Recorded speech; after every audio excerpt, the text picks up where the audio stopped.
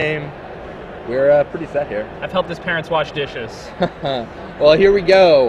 On the left, we have P. Sully, Patrivk Sullivan, the master of red spells. He used to live in Jersey, now lives in California, and he flew out here for this tournament. He's playing back to his stomping grounds. Back to his stomping grounds. He's playing a red deck, unsurprisingly. I'm playing it today. We're playing a red deck tomorrow as well. On your right, you have Stephen Miggels. Stephen is playing Cobblade, similar, very, very similar to Jerry's list. The background there, that's Andrew Tank Rivara. He recently filmed a movie that did very well at the Sundance Film Festival. Really? Got in second place in its category. Wow. Yeah. It's cool to know that there's a Magic player who did that. Yeah. Also a very good player. Plays from time to time. Not really into the sanctioned scene so much, but drafts a lot with very good players and does very well. So yeah, so for you, those who are just joining us, I'm Gavin Verhey here with Jacob Van Lunen, and this is round 7 of the Standard Open Series here in Edison, New Jersey. And seen a lot of exciting things today, and right now we're going to see something pretty exciting. We're going to see red versus Cobblade, and we'll see how fast this goes. If it ends quickly, we'll try and switch to another one of the matches, but who knows how this is going to go. Sometimes the red games aren't always a quick pace match. Sometimes, you know, they'll be like, okay, burn spell, dude. Lose, yeah. Well, sometimes they lose. Sometimes they have a quick pace match.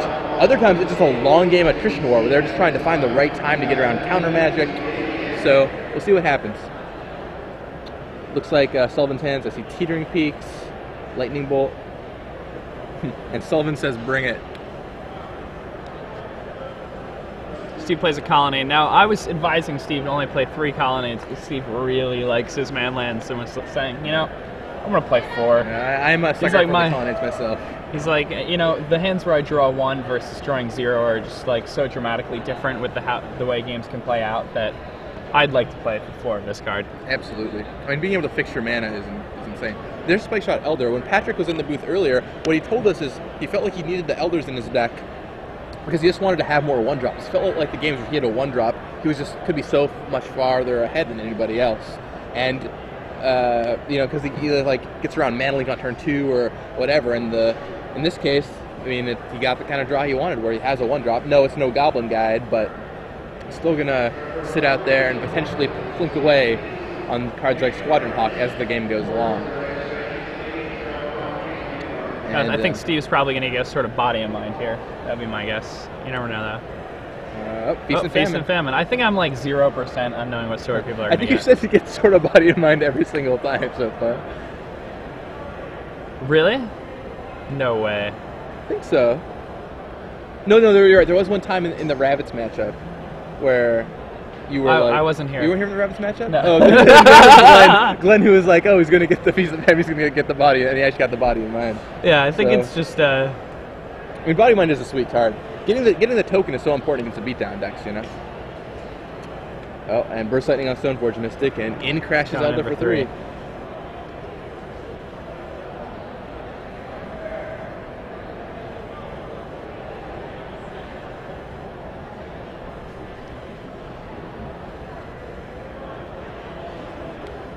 So Preordain most likely from Steven. Yeah. That seems... Preordain, he turns it around. Looks at his top 2 cards. I think, is that a land? I'm not certain. Whatever it is, he puts them on the bottom. And picks up a new card. I'm excited to see Steve in the feature match area. This is his 2nd match that he's had featured so far this tournament. Really? Wow. Yeah, he's... you know, he's a player who deserves it, too. He's very good at Magic. Yeah, I mean, it seems like he's pretty accomplished after not playing for so long, and he just did so well at the last Grand Prix.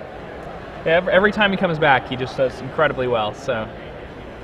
Somebody hands him a deck, and he just takes off and does really well. Yeah, it's good to know there are those naturally skilled players left in the game. All right, so... He also plays a ton of Magic Online. Oh, well, that certainly helps. Okay. It's not just natural talent. It's, sure, okay. So he's not... When you say sanctioned tournaments, you weren't including online, which he's not including online tournaments, but yeah, he online PDQs and does all that. He just works so much. Is he watchable? You said it earlier. What's his username online? The Bad Man. The Bad Man. All right, so you're watching The Bad Man against Patrivk Sullivan. Yeah. And if you've ever played the Pauper Qs, then you have certainly lost many matches to the Bad Man. Almost certainly.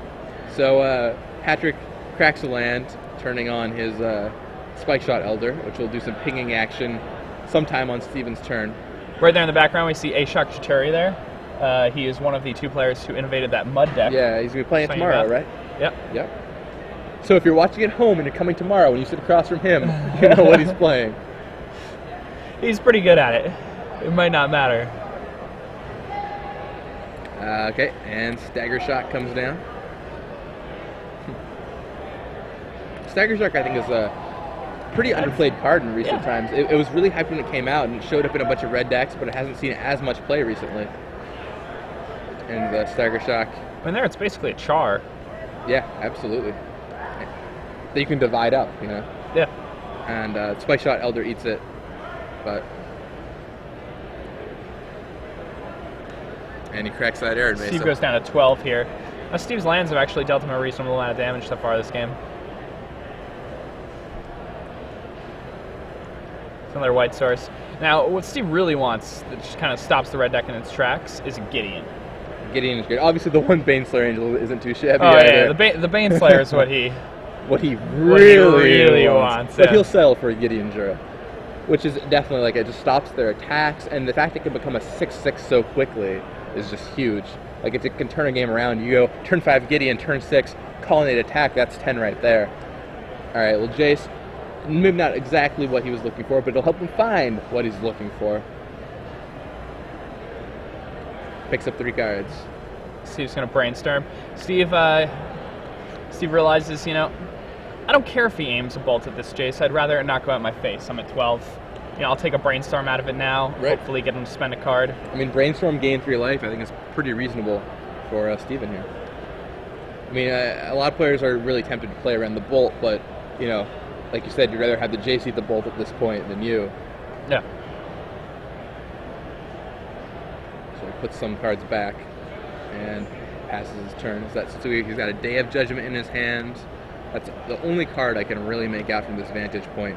Stagger Shock is sent back at Steven and knocks him down to 10 life. Yeah. You gotta see what Pat can muster up here. Like, Pat could just play, like, I don't know if he has a summons package in his deck, but... So there's a Spike Shot Elder. And it pings him. Drops him Steve down to 9. 9. I think it's really interesting. Patrick is doing a lot of his effects main phase. Yeah, I mean, he's taking advantage of the fact that Steve has his mana tapped on his main phase. And Pat's, I'm an old school red player in a lot of ways.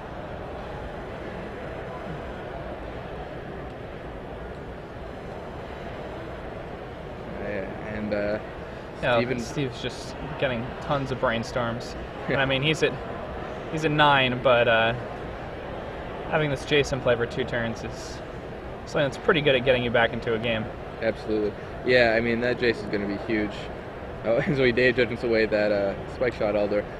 Yeah, I mean, Patrick had the opportunity to potentially Stagger Shock the Jace and then Elder the Jace, but in his head, he's like, I just got to go for the kill. I mean, yeah, you can't trying waste. To go for the throat. Right, you can't waste 3 points of damage on that Jace right now. You just have to go for it. And he's considering his options now. I thought I saw another mountain in Patrick's hand, but I wasn't totally sure. He's got a lot of cards sitting there. I think he's got. Yeah, I mean, he has enough in his hand to. All right, 2 bolts, dropping Steven to 3, and then he passes back. So sitting at a precarious 3 life, those fetch lands certainly not helping his life total at all. Yeah. Now, it's interesting. All right, so he Fate Seals Patrick, and Steven's thinking. I'm interested to see what's in Pat's hand.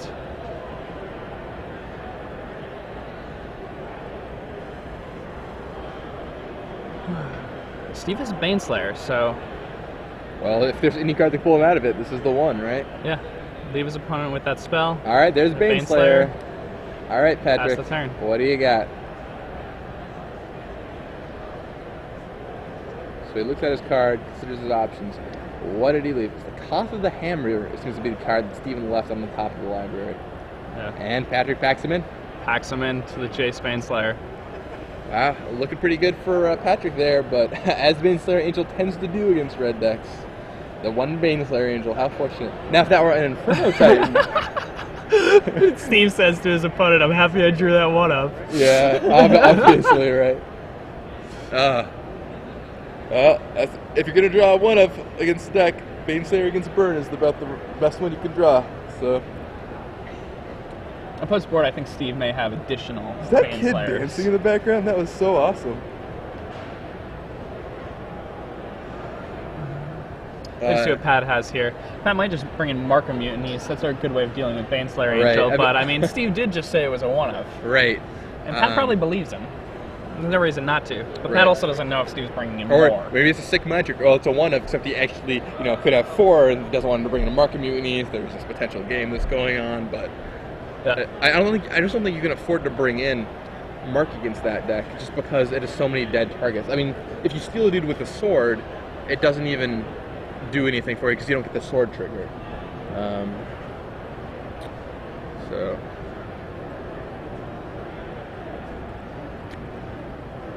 Patrick clearly not happy about that Baneslayer Angel. Yeah. And a Baneslayer Angel can put a damper on any red player's day.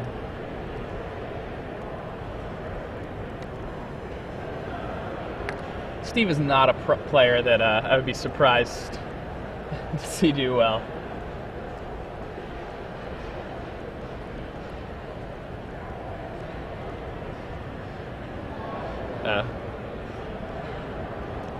Now, one thing that's really interesting about Steve is that Steve, most of his magic is cube drafting. You can actually learn quite a bit, I think, from cube drafting. I think it's underrated. Yeah, you learn a lot about playing constructed and a lot about playing limited. Especially building decks. I found that you can learn so much about the deck building process for building cubes, because essentially every time you cube draft, you're building a constructed deck, more or less. Yeah. Or at least when you're drafting the best decks.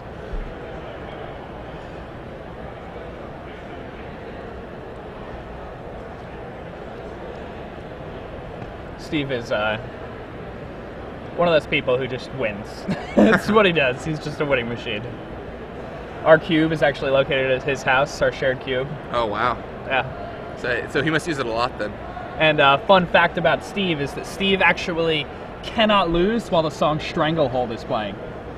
For the record, yeah, I think he is something like 42-0 now while Stranglehold is playing. He should start bringing his iPod to tournaments. Yeah, well, he's not sure if it works like that. Oh, sure. It's on one of his cube mixes, so we've heard a lot of Stranglehold, and he can't lose. He's lost matches where Stranglehold is played. It's the game where Stranglehold is played that he's invincible. We've convinced him to bring the iPod with Stranglehold to the Pro Tour. He's qualified for Japan, so. Be like Kibler, listen to it before every match. It works.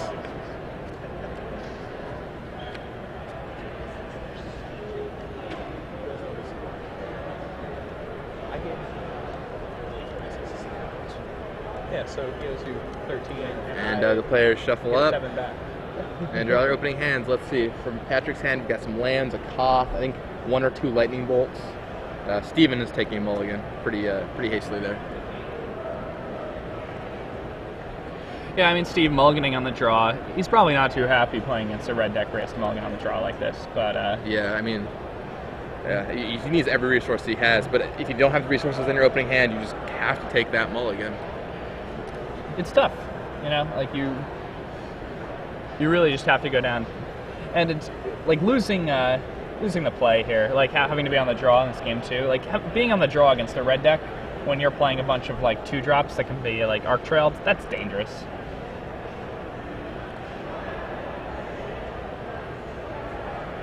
All right, well, Patrick giving his opponent the death stare, and they look like they're about ready to draw his opening hand again.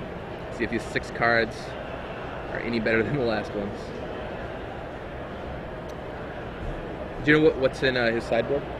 We never got deck lists, but do you know what like anti-red cards you could have potentially brought in? As far as his board, the way it was set up, the last time I saw, he had extra Baneslayer Angels. Okay.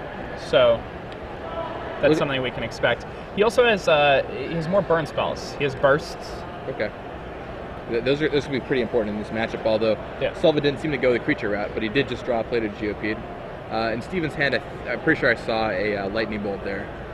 So Patrick did bring in those mark immunities. He's got one sitting in his hand right now. The mark immunities are pretty good against the Baneslayers. I mean, against Baneslayer, it is quite the excellent card to draw. And yep, there goes Stoneforge Mystic. Now Steven already has Sword of Feast and Famine in his hand this time, so I think you'll be safe on what card you name. I think it's going to be Sword of Body and Mind. Actually, it's probably just going to be Basilisk Scholar. Yeah. I mean, it's got to be the Collar, right?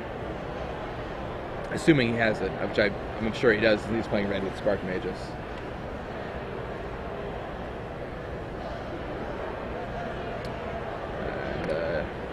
Nope, he goes for the Sword of Body in Mind. Yeah, no, I mean, Steve's really good, and right now the Collar's not really that good. I mean, it's not like he's siding in the Spark Mages here. Sure. You know, all of his guys just have one power. Yeah. I mean, I just think about it for the life gain, but I mean, if you don't think it's going to be that threatening, a couple points, it's true, especially if you think you're going to be facing down. You're dumping the mana into it, and then your opponent has so many burn spells. Right. They just pay one and negate all your hard work.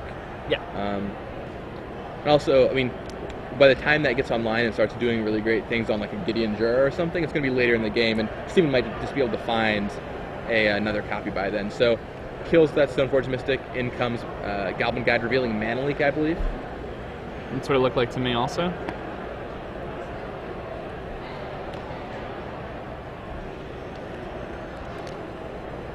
And Patrick considers his plays and passes the turn.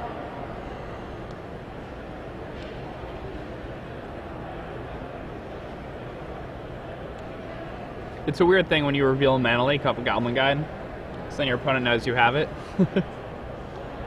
There's an interesting discussion with when you reveal a card that can kill a Goblin Guide off a Goblin Guide, then do you attack with your Goblin Guide the next turn? But perhaps that's best reserved for in-between games. Steven goes for a Preordain here. It's a good idea. I mean, he really just wants to draw like a bolt for this guide. If he has the other blue source in his hand, then he can pass the turn with Mana Leak up, and then next turn get a bolt for the guide, or a burst for the guide. Right. And then, you know, the game's not too hard to win from that point forward. Right. I mean, he probably has like, you know, with the combination of Gideon and Baneslayers that he has post board, I wouldn't be surprised if he had one of those two cards in his hand. He definitely has a Gideon. I saw one earlier. Okay. And, I mean, Sullivan's plan is he's got a Koth in his hand, and he really wants to resolve it. Oh, Steven does not have the second blue to have the Mana Leak for that Koth. So as long as Sullivan has the land, that Koth is almost assuredly coming down this turn and going to cause some problems. But I don't know if he has that land. I think it might be in play already if he did. Yeah, it doesn't look like it. And what was that Baneslayer Angel he revealed? It was a white card. I did not see. Alright, so he takes 2 damage. So it looks like that Koth is not going to hit play, which is rough for Patrick. I'm sure he really wanted that land there. And here comes Spike Shot Elder. Spike Shot Elder on the table.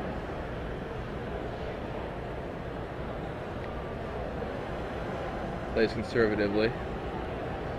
So I know there's a Lightning Bolt in Patrick's hand, I believe. Although maybe, yeah, I see a Lightning Bolt, a Marking Mutiny, and a Koth. Does he have more than 3 cards? And yeah, I think he has multiple bolts. Or he used one, right? Yeah, he used one bolt on the Stoneforge Mystic, and he still has one in his hand. They're foils, so they're kind of easy to pick out. Yeah, I think he only has 3 cards, and it's Koth, Lightning Bolt, Marking Mutiny. It's a pretty good combination of cards to have. It's a great combination of cards, as long as he can find that. If he can stick that Koth. He was talking earlier about how Koth is so crucial, if you can just find a way to stick it. So missing that one turn is such an issue.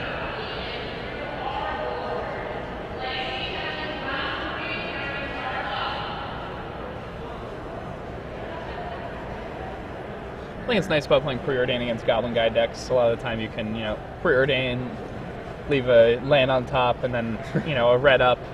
Yeah. And you get to draw the card off the guide and use your removal spell on it. Absolutely. It's a nice little play that I like to use a lot. So instead of leaving Mana Leak up, Steven's like, alright, well, you didn't do anything last turn, so I'm not going to care anymore. I'm just going to cast the second Hawk. And now Patrick has another opportunity. He really has to, you know. Oh, that's Scalding Tarn, I'm pretty sure. But that's probably just going to do Steven.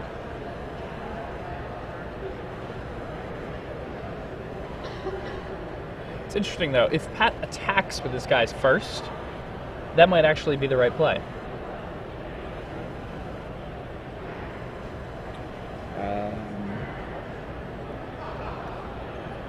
Because you think he'll block differently? Well, I think he'll block both of them, and then Pat can stick a Koth, and then he has an unmolested go Koth. ultimate? Yeah, that's totally true. If he goes ultimate with Koth against Steve, that's it. That's a pretty good point. I think it's a matter. You can just play to that. Right. I think it's a matter of if Patrick thinks he's going to play the long game here, grinding him out with the ultimate of Koth, or if he's just going to try and race him quickly. And that's what he's trying to figure out right now. He's clearly in the tank. He cracks both. Yep, he cracks both of his lands, and we're getting a pre-combat Koth here.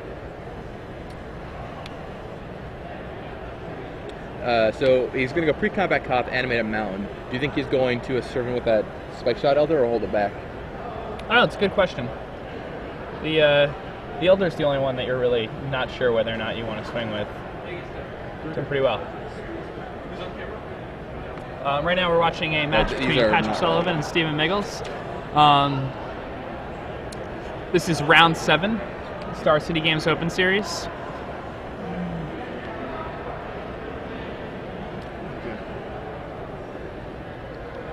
All right, Pat.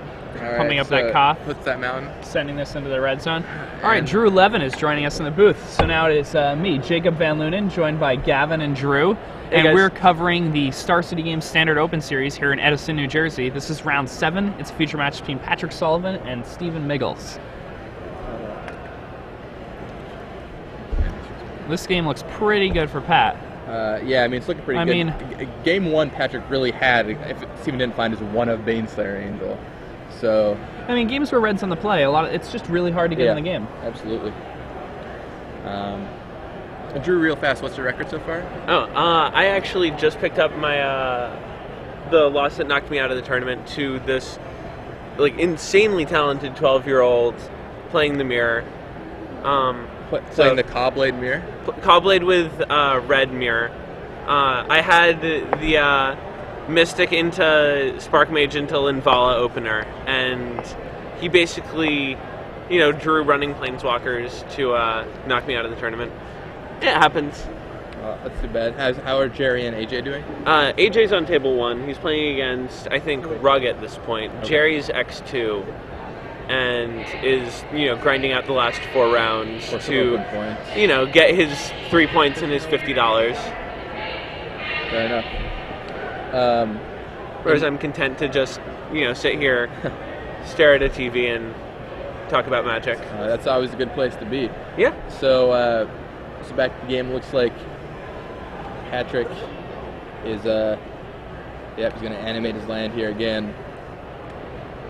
And serve in. Steven's trying to put up a defense, but not doing a very good job. Well, it's too bad you got eliminated, Drew. It sounded for a while there like you were going to be at the, because he's somebody like Mark Jerry in Pat's hand is really going to close this out. Steve's going to play Steve's going to be forced to play the Baneslayer defensively, and it's just going to get marked and lethal him. Right. He's going to try and close the game the same way he closed the last game with Baneslayer, and it's not going to look too good for him post board.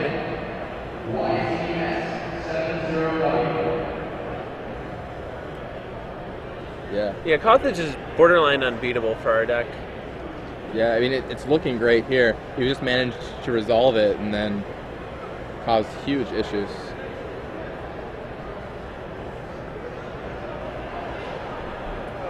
Let's see. So he goes to the top of his deck. Okay. So in comes Baneslayer Angel. There it is. Does Pat have Mark? Yeah, he's got Mark in his hand. He's gonna bolt the Hawk. Yeah, just for the Robins. And oh yes, there we go. All right, and he concedes. I mean, it just makes things cleaner. Yeah. And all right, so they're on to game 3.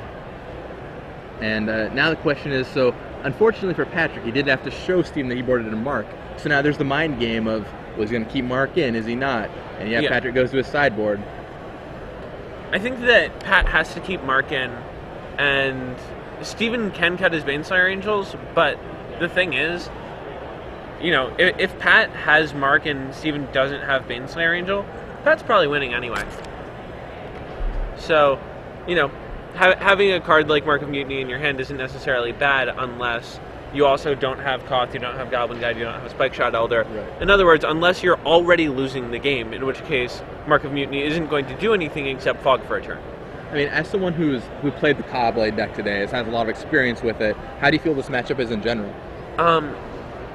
I think it really does come down to Koth, because obviously Red gains a lot of value from Cobblade wasting mana on equipment. The biggest thing about Cobblade is that the mana is actually more important than the cards. That's why Sword of Feast and Famine is so good, and that's why Squadron Hawk is very much an expendable card. You basically just use it as any other resource, except you almost always have more cards. What you don't always have is more mana. And so having yourself set up by, making equips and getting potentially blown out by Lightning Bolt, Burst Lightning, whatever, is a really bad situation. Whereas, getting your Squadron Hawk, Spike Shot Eldered is a problem, sure, but it's not a huge problem.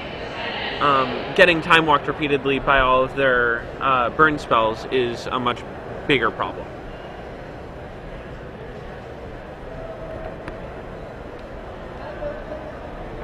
Absolutely. Man. So a lot of interesting things could be going on in the matchup then. Like there's just... I mean, does Pat have Hero of Oxidridge? I'm unsure. We don't have the deck list for this round. We talked to him earlier. Yeah, those are old. Darn. Yeah. We don't have deck list for this round. So, it's unclear, but I don't think he does. Yeah, he's probably just playing 4 Koth and topping out there.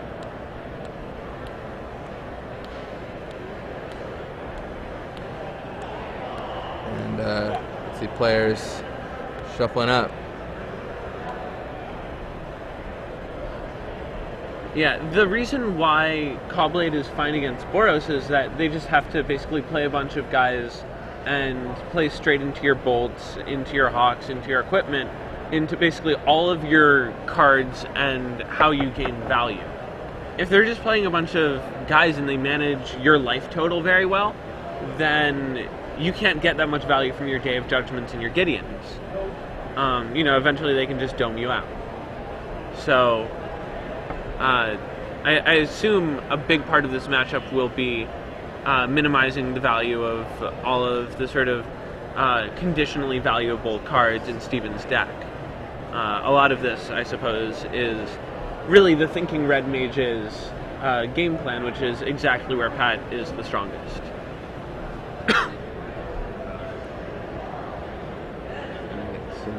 So Steven presents, and Patrick is still shuffling.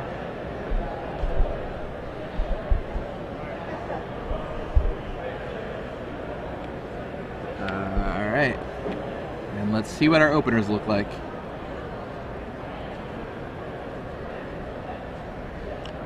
On Patrick's side of the screen, see Plated GOP, Teetering Peaks, a mount. That looks like 3 mountains, maybe. Yeah, that looks like a pretty land-heavy hand, no? Pretty land-heavy, but Patrick's keeping it. Oh, he draws Spike Shot Elder. Nice one. Yeah, so Squadron Hawk, maybe, one time. No, we have Stoneforge Mystic, okay. And do you think you board in Basilisk Collar in this matchup? Yeah, definitely. So do you think he's going to go get it here?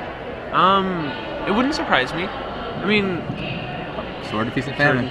Last game he got the Body and Mind in the same situation, so it's interesting to see the switch up here. I mean, the way that I've always done it is if I'm late on action, then I get Body and Mind. If I'm heavy on action, then I get Feast and Famine. Right, I mean, which makes sense. Yeah. Because if you can play out more of your action with Feast and Famine, it's huge. And if I have Spark Mage, then I get Basilisk Collar, which of course is like playing with your hand up, but, at some point you just really want to assemble your Viscera. And we are getting in for 3 on Pat's side of the board. Yeah, Bolting Mystic is just a huge part of why Cobblade with red is so good, is because the ability to have an uncounterable sword that you flash in for 2 mana is absolutely tremendous in terms of how it swings the game. Because you get to leave your mana up, you get to put the sword on the table, and presumably you get to equip it, because in the old blue-white mirror, they had like oust, they didn't, Path to Exile rotated all of that. So if you get the sword in, you're going to get to equip and you're going to get to attack with it, which is actually pretty insane in terms of the time it buys you. So Steven has Spark Mage this time, and so we've seen Patrick kill off the Stoneforge Mystic in all 3 games now, and it seems so important to be able to do that. Yeah. And now Patrick lost his Elder, which he gracefully ripped, and he has to figure out a new plan. How's he going to deal with that Cunning Spark Mage? Ironically, Mark of Mutiny does not kill Cunning Spark Mage. Yeah, that's a little awkward. Ember Hauler. Yeah, Ember Hauler is great. So Pat was actually talking to me a couple rounds ago, and he was talking about how some guy played Sun Titan and, was doing all sorts of disgusting things. And Ember Hauler is the guy's Stoneforge Mystic, untaps, Mark of Mutiny is the guy's Sun Titan, returns Ember Hauler and Exaxes him. Wow. That's pretty nice. So he ends up using the Ember Hauler just as a way to get that Cunning Spark Mage out of there as Steven deploys his Sword of Feast of Famine. Oh, is this Koth? And Koth. Yeah. Bang. Okay, this is looking real bad for Steven all of a sudden. Yeah. So that Koth is out there. Now Steven has to find a way to deal with it. He's got very little board presence. That Colonnade next turn. Oh, well. And he's at 12. There's a Mark of Mutiny in his hands. All right, so he marks Baneslayer. So he's going to put him on 2. And Burst Lightning. And he's dead. You're dead. 6 from Baneslayer, 4 from the Mountain, 2 from Burst Lightning, and that is... Wow. Wow, what a close game. Like, I mean, it doesn't look that close as how it finished, but like one turn either way and the game entirely changes. Yes. Wow.